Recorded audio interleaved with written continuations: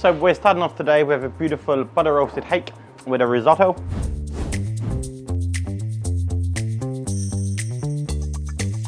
We spread off the onions, the shallots, the leeks with arborio rice. We make the stock twice as strong as we want the risotto to end up, because if you start off with a weak stock, by the time it goes through the rice, it would be very, very weak. If you start off with a very strong stock, your finished product would be perfectly flavored. We add in mussels, the juice and the zest of the lemons, the parsley, the coriander, all right at the end. So every component in the dish holds its own space and maintains. No professional brings to this consistency. You always know what you're gonna get. We all know that when we're doing the dish for the restaurant, we pre-cook the risotto rice. When you're finishing off the dish, it cooks exactly the same time as the hake. It's key to get the flavor into those grains of rice, because whatever you cook the rice in, that's what the rice is going to taste of. You can have the best risotto in the world, but if the rice itself is bland, you know, what's the point? There's no taste, just brings the flavor together. We've got the water on here. Let's get the stock on the go. I'm gonna sweat off a few shallots, garlic.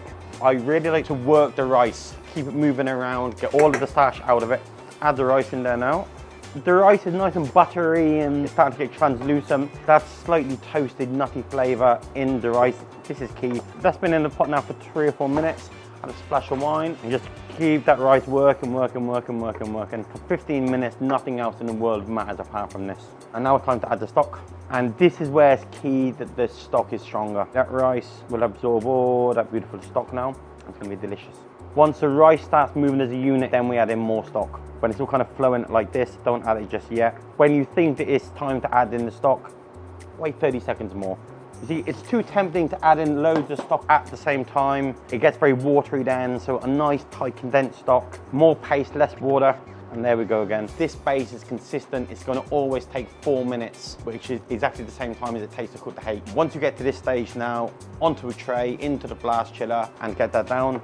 So it's now time to cook the hake. We're gonna season the hake with salt and pepper. We're gonna serve this flesh side up. So that goes into the pan first. It browns off very, very well. It's a nice, beautiful fish to cook, and it cooks in about 6 minutes. I'm gonna turn it over now, get the skin a bit crispy, bit of butter, and that's going to gently cook away then as we are making the risotto. This is now going to take exactly 4 minutes. When we finish it off with all the cheeses and the butter and everything, it's going to be nice and loose. I'm going to add in my leeks. We can see that that's gone a bit too tight now. We're just going to add a bit more of the stock.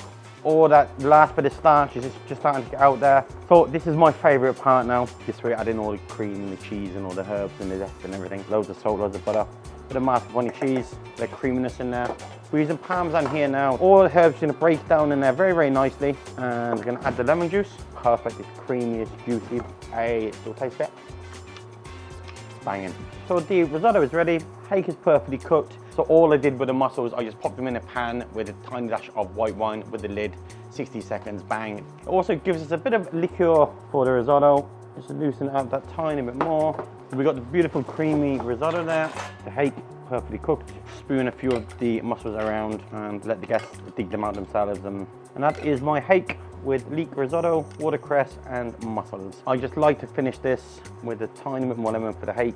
When the guest eats it, the first thing they get is that freshness from the lemon, and then they know that they're walking into a little bowl of summer.